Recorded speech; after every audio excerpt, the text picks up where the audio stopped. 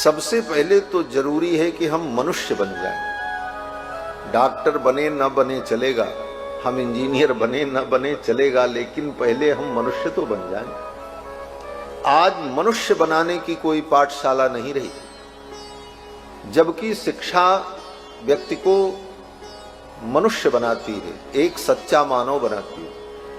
हमारी प्राचीन शिक्षा पद्धति जो थी वो मनुष्य बनाने के लिए थी। गुरुकुल में जाकर, पाठशालाओं में जाकर लोग मानवता के धर्म को सीखते थे, नैतिकता सीखते थे। झूठ, असत्य, व्यभिचार, धोखा, ऐसे अधर्म कर्मों से मुक्त होकर सत्कर्म के मार्ग पर लोग लगते थे और उनके जीवन में मानवता स्थापित होती। आज ये मानवता मनुष्य में कैसे स्थापित हो, इसकी व्यवस्था कोई सरकार नहीं करती। और जो तथाकथित शिक्षण संस्थान बनाए भी गए, उन शिक्षण संस्थानों में भी केवल अर्थ कमाने की विद्या पढ़ाई जाती है, मनुष्य बनाने का संस्कार नहीं दिया जाता।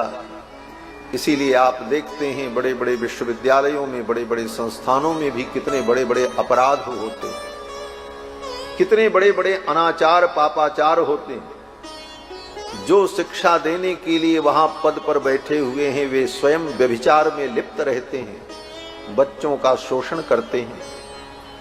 शिक्षण संस्थानों में बड़े बड़े कुकर्म हो रहे हैं। ऐसी स्थिति में मानव सभ्यता को बचाने के लिए कोई पाठशाला नहीं है, कोई संस्कारशाला नहीं है जहां पर उन्हें संस्कार दिया जा सके।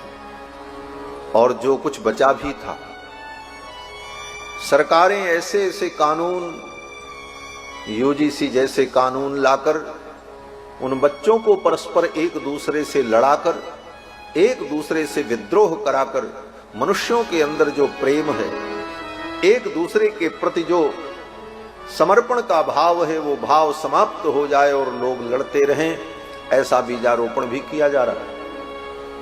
ऐसी परिस्थिति में हमारा समाज, हिंदू समाज एक हो और हम अपनी सनातन संस्कृति को समझें, इसके लिए एक ही साधन बचा है, भगवान की कथा और सत्संग।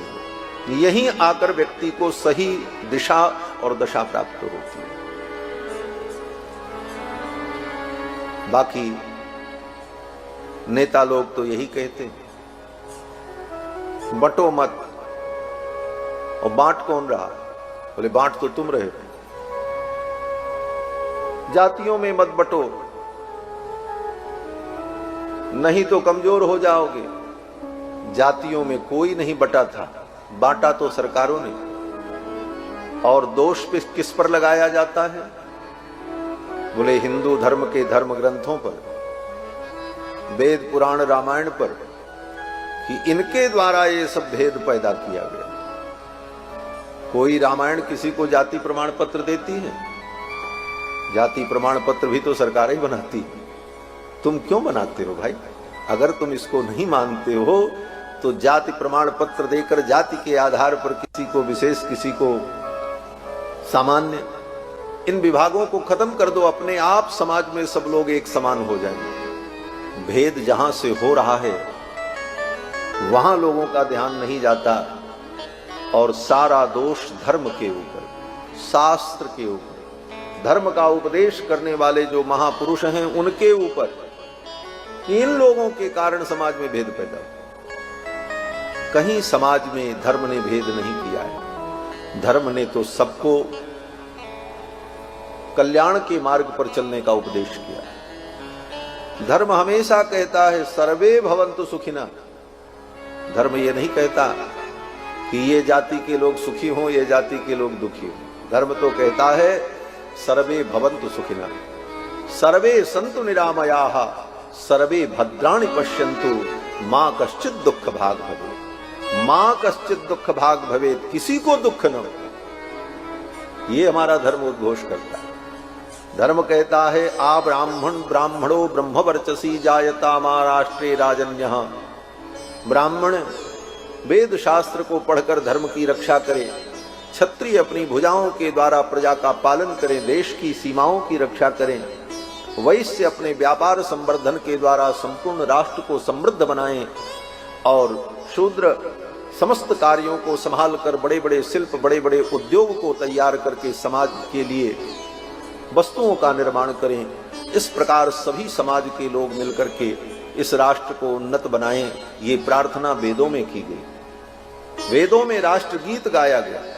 आज जो राष्ट्रगीत बना है, राष्ट्रगान बना है, ये तो बहुत बाद में बना, लेकिन वेदों ने जो राष्ट्रगीत गाया है, आ ब्राह्मण ब्राह्मणो ब्रह्मवर्चसी जायता मा राष्ट्रे राजन्यः सूर इकव्यो दिव्याधि महारथो जायतान दोग्धिर्धेनुर्नडवा नाशुः। हमारे यहाँ की गायें सुंदर दूध दें, हमारे यहाँ के जो वृषभ हैं वो इतने पहलवान हो कि खेत जोतकर खेती के माध्यम से लोगों को अन्न प्रदान करें। इस प्रकार वर्ण, मनुष्य, पशु, पक्षी सबके अभ्युदय की कामना वेदों ने की। ये सनातन धर्म है।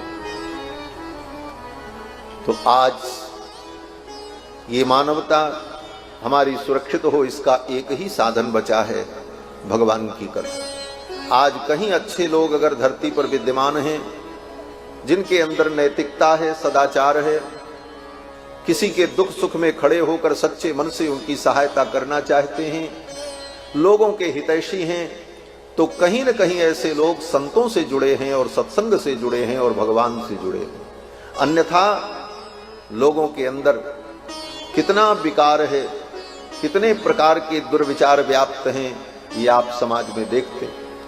ऐसी स्थिति में गांव गांव में, देश देश में सत्संग होना चाहिए, जिससे हमें धर्म का बोध हो और हम अपनी मानवता के पथ पर चलकर परम कल्याण को प्राप्त कर सकें।